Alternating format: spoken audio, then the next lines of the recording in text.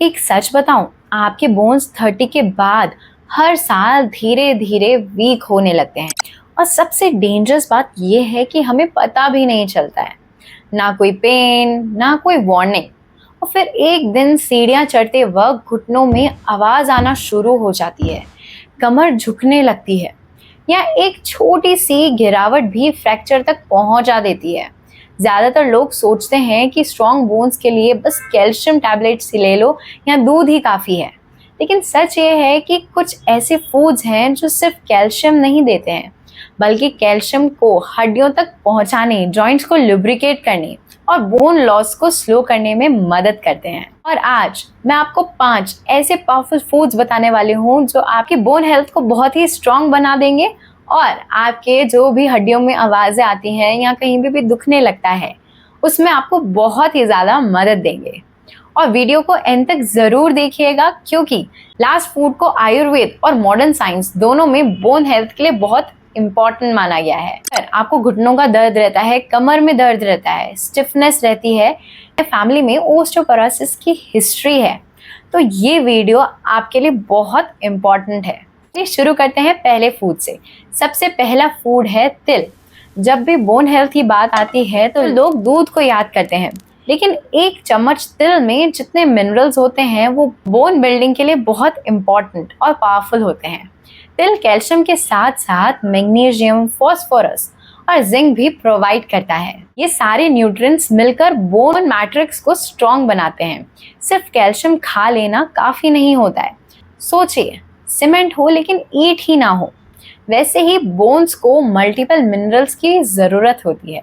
आयुर्वेद में भी तिल को बल्य और अस्थि पोषक माना गया है। आप इसे कैसे खा सकते हैं? सुबह 1 टेबल स्पून रोस्टेड तिल ले लीजिए।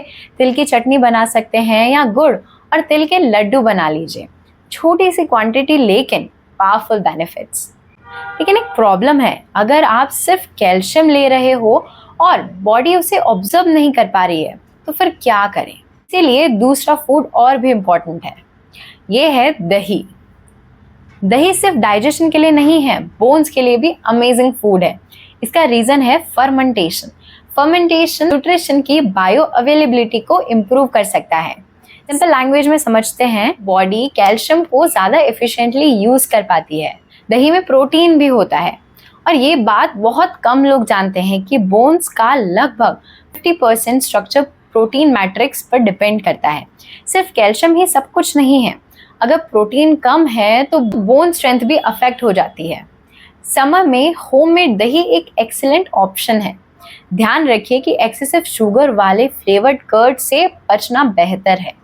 सिंपल होममेड दही सबसे अच्छी चॉइस होती है। अब बात करते हैं ऐसी वेजिटेबल की जो सच में बोन्स और जॉइंट्स दोनों के लिए बहुत फायदेमंद होती है। शकरकंद।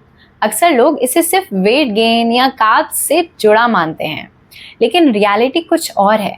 शकरकंद बीटा कैरोटीन, पोटेशियम और विटामिन सी का अच्छा सोर्स है। विटामिन सी कोलेजन बनाने में हेल्प करता है, और कोलेजन क्या करता है? कोलेजन बोन्स और कार्टिलेज को सपोर्ट करता है। कार्टिलेज वही कुशन है जो जॉइंट्स को स्मूथ मूवमेंट देता है। जब कार्टिलेज वीक होने लगता है तब स्टिफनेस और जॉइंट डिस्कम्फर्ट बढ़ने लगता है। पोटेशियम बॉडी में एसिड लोड को बैलेंस करने में हेल्प करता है। कुछ रिसर्च सजेस्ट करती हैं कि एसिडिक एनवायरनमेंट बोन मिनरल्स के लॉस को बढ़ा सकते हैं। इसीलिए शकरकंद एक सिंपल लेकिन अंडररेटेड फूड है। बॉइल्ड, स्टीम या रोस्टेड फॉर्म में इसको खाया जा सकता है। अब तक हमने कैल्शियम, प्रोटीन और कोलेजन सपोर्ट की बात करी है, लेकिन अब जो फूड आने वाला है उसके बारे में बहुत कम लोग जानते हैं, और स्पेशली ये विमेन के लिए इंटरेस्टिंग है। मखाने। जी हाँ, सिंपल सा मखाना, लेकिन बोन हेल्थ के लिए एक हिडन जेम है। मखाना नेचुरली कैल्शियम, मैग्नीशियम और फास्फोरस प्रोवाइड करता है। ये कॉम्बिनेशन बोन डेंसिटी को सपोर्ट करती है। साथ ही साथ ये लाइट वेट और इजीली डाइजेस्टेबल भी होता है। आयुर्वेद में मखाने को स्ट्रेंथनिंग फूड माना जाता है। मेनोपॉज के बाद विमेन में बोन लॉस का रिस्क बढ़ने लगता है। ऐसे में मखाना एक स्मार्ट स्नैक ऑप्शन बन जाता है। शाम को स्नैक्स में चाय और बिस्कुट की जगह रोस्टेड मखाने खाइए। टेस्ट भी अच्छा होता है और न्यूट्रिशन भी।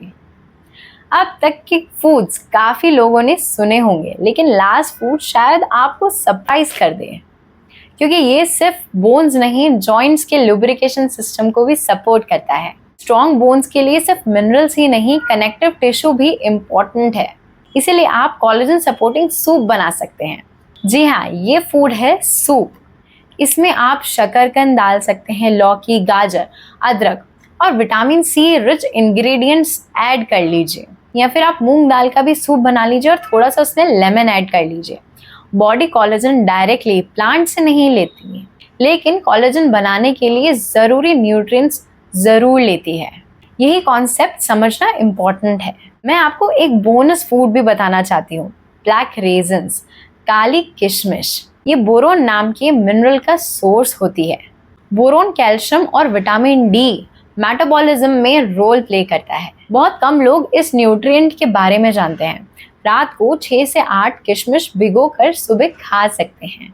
अब एक बहुत इम्पॉर्टेंट बात, आप दुनिया का बेस्ट कैल्शियम रिच डाइट खा लीजिए, लेकिन अगर विटामिन डी डेफिशिएंट हैं तो बोन्स फिर भी वीक हो सकती हैं। विटामिन डी को मैं बोन हेल्थ का गेट कीपर मानती हूँ। डेली मॉर्निंग सनलाइट एक्सपोजर बहुत ज़रूरी है, साथ ही साथ रेगुलर मूवमेंट भी। बोन्स को लोड पसंद होता है। जब हम वॉक करते हैं, योगा करते हैं, स्ट्रेंथ ट्रेनिंग करते हैं, तब बोन्स को सिग्नल मिलता है कि उन्हें स्ट्रॉन्ग रहना है। इसीलिए डाइट और मूवमेंट दोनों साथ चलना ज़रूरी है। याद रखिए, स्ट्रॉन्ग बोन्स एक दिन में नहीं बनते हैं, ये रोज़ की छोटी छोटी हैबिट्स का रिजल्ट होते हैं। आज से ही अपनी प्लेट में इन फूड्स को धीरे धीरे ऐड करना शुरू कर दीजिए। आपके फ्यूचर के बोन्स आप थैंक यू ज़रूर बोलेंगे। ये वीडियो आपको पसंद आई हो तो लाइक करना मत भूलिएगा, इसको सेव कर लीजिए और उन सब के साथ शेयर कीजिए जिनके बोन्स बहुत ही वीक हैं, जो सनलाइट एक्सपोजर नहीं लेते हैं और जिनका धीरे धीरे पोस्चर झुकने लग गया है। ये वीडियो हर एज ग्रुप के लिए बहुत ही बेनिफिशियल है, तो आप इसे ज़्यादा से ज़्यादा लोगों तक पहुँचाइए। चैनल को सब्सक्राइब करना मत भूलिएगा। हम अगली वीडियो में मिलेंगे। Till then, take care of yourself, take care of your bones. नमस्कार।